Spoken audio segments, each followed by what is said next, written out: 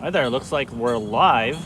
Hello guys, I'm Coach Adrian, and here's another random live stream just out of nowhere. That's how I like to do these live streams, out of nowhere. Have some downtime, really nothing to do right now but wait for my lesson, and we're doing a live stream. It's I titled my live streams Coffee with Coach Adrian, but actually I don't have actual coffee right now. This time it's green tea, because that's the only thing that was available in the vending machine. So that's what I have, green tea with ginseng honey, Arizona green tea. So not bad. I'm almost done with it actually. It's a pretty hot day and pretty good beverage, the green tea. So just waiting for people to pop in. Maybe someone will pop in, maybe not. Who knows? But if you pop in, let me know, and we can chat away, just random. I have nothing planned. This is a completely unplanned live stream, unplanned, unsolicited, unsponsored, everything. And right now I'm here at Ohlone College, here at Fremont, California. Nice day today, nice day. We have resurfaced courts here, so it's looking nice. We added some pickleball lines as well here at Ohlone College, so we're gonna have some pickleball stuff going on too. And I don't know too much about pickleball. I'm going to learn, but I'm open to it. I'm open to pickleball and all these other smaller type racquetball sports like spec tennis. I want to introduce that. I want to introduce these paddle sports. And so I'm not a person that's just all about tennis. I'm interested in all these other, these smaller racquetball type of sports. So I don't know what you guys think about all these other sports, but I'm definitely a tennis guy. Number one is tennis, and we'll see what happens with these pickleball lines, pickleball courts, and it does look like a fun game. I don't know, so we'll see. So how's everyone? There's one person in the chat. So what can we talk about? Again, nothing planned right now. This is just off the top of my head. Let's talk about Wimbledon. Novak Djokovic winning another Wimbledon. Is he the best Grasscourt player of all time? Well, there's used to be Pete Sampras, then it was Federer, and now it looks like Djokovic may be up there as the best Grasscourt player of all time. I still think Rafael Nadal is the best player of all time. Too bad he got injured there, with his abdomen. Actually, I thought he was going to play with that injury, and he could probably win that against Kyrgios. I think Nadal could have probably won that semi-final match against Kyrgios with that injury. But it's a smart thing to do not to play with that injury. When you're injured, you should not play. You should not play at all. And he made the right decision, and hopefully he'll heal and he'll play again at the US Open. So I'm looking forward to that.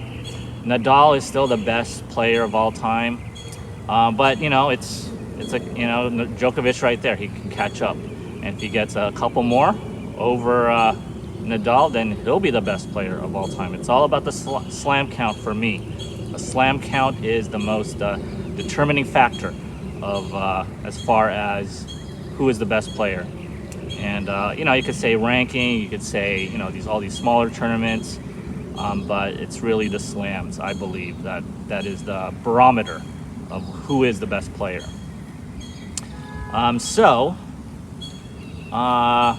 What else can we talk about?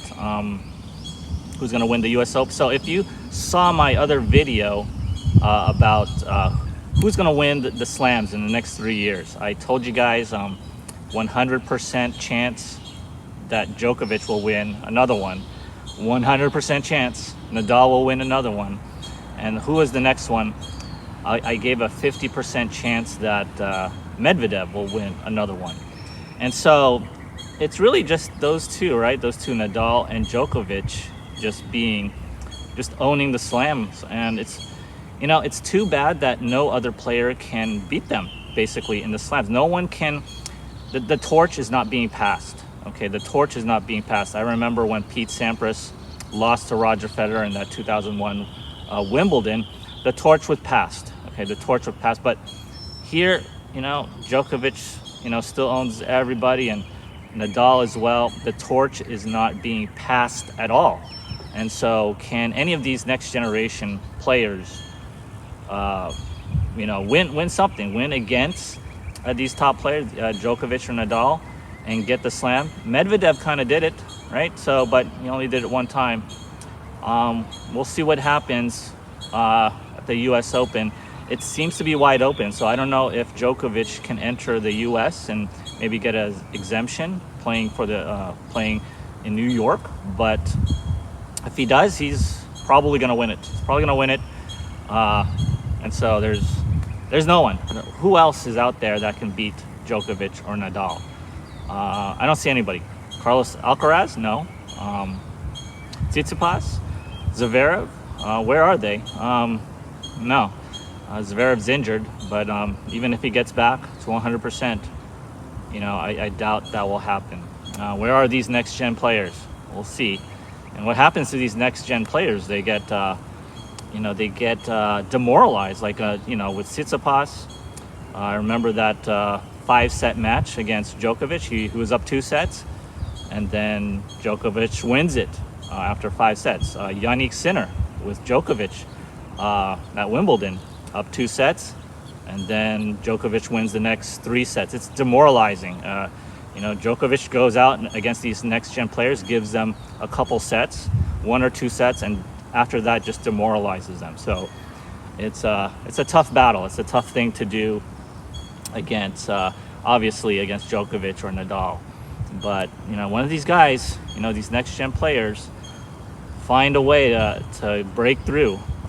They have to do it. Otherwise, when eventually a next-gen player will win a slam, it's just a question of, can they go through Djokovic and Nadal, or will Djokovic and Nadal have to retire? Will they have to retire and just give up tennis so that the other next-gen players can win more slams?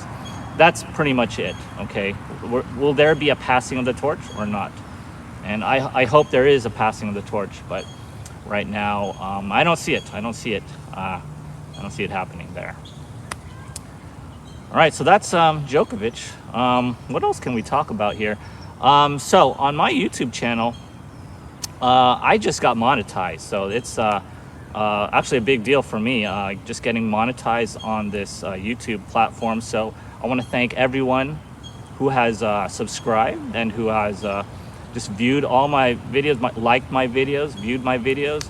So all those definitely help the channel, and I'm really grateful for that. And it happened about last month or so that finally that channel got monetized, meaning I'm actually, the videos from the advertising, some of that revenue is going to the channel, itself. And so that's really good, and that actually motivates me to post a little bit more videos.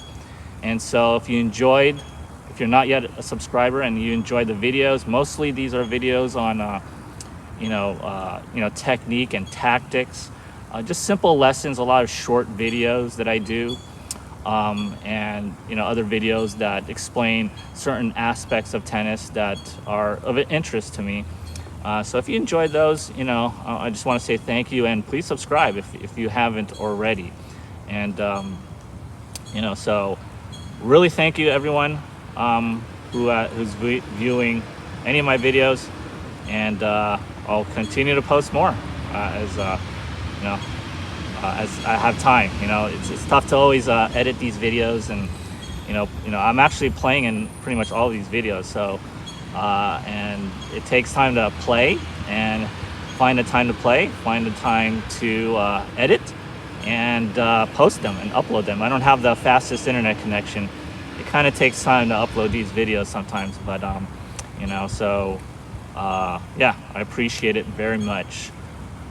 So yeah, thank you. So what else can we talk about here? So let's do a little quick lesson, maybe a preview for another video that I've been thinking about.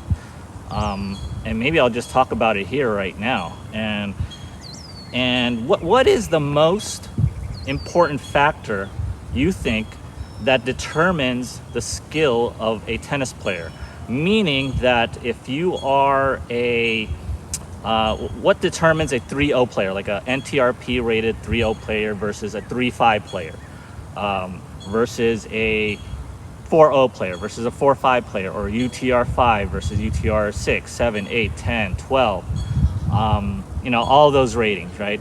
Doesn't matter. Recreational player versus elite tennis player versus college player versus pro player. What is the most determining factor in regards to what skill, what tennis skill? Is it the serve? Is it the forehand, the most determining factor? Is it the backhand? Is it the volleys? Is it the tactics? Is it mental toughness? What is it? And all those things about tennis that make a complete player, and those are all factors. But I think there is a most determining factor in regards to the level of play, right? Versus 3-0 versus 3-5. What's the difference? 3-5 versus 4-0. What's the difference? And here it is. This is what I think that is the most determining factor. And it's how you hit the short ball. How you hit the short ball is the most determining factor of your skill level in tennis. And why is that? Well, I watched a 3-0 match. I remember watching this about 10 years ago, or more than that, actually. And it was a very good 3-0 match, a championship match while I was waiting for my turn to play. And I was seeing the 3-0 match, and it was very competitive. It was actually very entertaining to watch. But whenever there was a short ball, right, they would hit a short ball. It wouldn't be a put away. It wouldn't be any type of offensive type of shot. The short ball was just a put back kind of ball, and the players would back up. They would basically back up after hitting a short ball. And a short ball, I would define a short ball as a ball that is hit in the service boxes. When you rally, when you hit forehands and backhands, when you hit a short ball, it's usually around the service box area or around the service line area. That is a short ball. And at that level, 3-0 level, they would hit a short ball, and they would hit a ball and they would back up because they wouldn't have that type of offense, that type of a shot where they could put some hurt into another player. So, and that's fine. That's their level. That's 3-0 level. I'm not saying that it's it's bad or anything. That's if that's the level that you can get up to, that's fine. It's good. But they weren't able to put some offense onto that short ball. So what happens is they back up. They back up to the baseline, and then they start the rally again. And so as you move on up from 3-0 to 3-5, at the 3-5 level, the short ball gets to be just a little bit more offensive. I would still say a lot of players at that level will back up a little bit. For instance, so why is the short ball so critical? Well, when you hit a short ball, right, you're in the service box area, right? You're in the mid-court area. And is that a commanding position, or is that a vulnerable position? What do you think? Well, it is both a commanding position and a vulnerable position. So if you don't hit something well in regards to the short ball, then you are super vulnerable. You're a sitting duck, basically. Think of a volley. Think of you hit a volley, right? You hit a volley and it's not too good. It just pops up to the center. You're a sitting duck. You will be passed. And when a short ball happens, you have to put some hurt. You have to put some offense into that. And so what you need in the short balls is power. You need power and precision, and that's pretty much tennis right there. You need power to be a good player. You need power and precision. Power meaning you got to put some offense, and the precision of hitting that short ball to that place where you want it. So say you want to hit it cross court or down the line, doesn't matter, or deep or an angled ball. you need to put some precision on that, and you need to put some topspin. You really need to put some topspin onto that. So you need the best of both worlds on that shot. And so at the 3-0 level, not too many players will hit those type of powerful, precise short balls. At the 3-5, it gets a little better. 4-0, it gets better and better. 4-5, and then 5-0, 5-5. And then when you get to college level, pro level, it gets better and better to the point where the short ball can be defined a little bit differently. So a short ball is an attackable ball. It should be an attackable ball. But when you get to a little bit higher level, right, a short ball can also mean a ball that kind of goes deep, but super slow. So if it's going deep, say it pops up, it floats a little bit, but it's going slow. It's going like 20 miles per hour, going to the towards the baseline there. That is an attackable ball towards the more elite players. Definitely college players, top college players, or definitely the pro level. They will smack it, right? They will smack that tennis ball. If it's going super slow, regardless of the depth of that ball, short ball or deep ball, they will crush it, and they'll put some precision on that. They will put it to where it needs to be, the open space, or going behind them. It doesn't really matter. They will put some hurt onto that ball when it's slow. At the recreational level, it's a little bit tougher, right? So if it floats and it kind of goes deep, that could still be a tough ball against anybody, regardless, from 3-0 to 5-0. That could still be a tough ball. But as you go up, right, as you go up in level, those short balls, it's really the factor of, can you put some hurt into your opponent? Can you make them run? Can you force the error? And when you get a short ball, that is a big time opportunity to put that ball away, come up to net, and make a easy volley. So that's what I think is the most determining factor in regards to your ability. The difference between 3-0, 3-5, 4-0. Yes, maybe the serve definitely helps. Forehand, you got to have big forehand, big backhand needs to be good. All those things need to be good. Your mental toughness, willingness to fight, persevere, never give up. All those things are super important. But you need to put that ball away. You need to have some offense there, right? You need to have some offense on those short balls. Otherwise, you're going to hit this tennis ball that just pops up, and you're in a very vulnerable position. That mid-court area, very vulnerable. That needs to be put away. That needs to be a very offensive shot. So if you're looking to improve, just get up to the next level. I think that would be the first thing you really need to work on, at least tactically, that short ball approach shots. Trying to be a little bit more precise and maybe more powerful. Maybe you're not putting enough power. One time I had a student just hit with as much power as they can because they weren't putting any kind of pace on it. Maybe they're a little bit better with placement, but they weren't putting any kind of power. So we just had a drill where we just blast balls. It didn't matter if it goes in or out. I wanted to see some more MPH on that ball, and that's the way to go. You got to have both power and precision on that short ball. All right, so what else can we talk about here? Do I have time? I don't have too much time left. I'm about to do my lesson as some of my students, I actually don't know who's going to come first. I'll have to look. But probably going to be Kyle and Gavin or my other student, Boya. But we'll see who comes in. But that's all I have to talk about in this, really what I should call green tea with Coach Adrian here today. Next time if I do this streaming, next time when I do this live stream, definitely get some coffee. I really just got tea today just because I had no other option in that vending. I was going to get that iced mocha, Starbucks mocha from that vending machine, but everyone took it. Everyone took all the best drinks. It's a Friday. I think they put in all those good drinks Monday, and then it gets taken away Friday. They don't refill it. So that's what happened to me.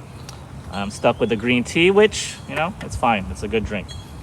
All right, so thank you guys for subscribing again, for taking a look at this live stream, and I'll see you guys next time.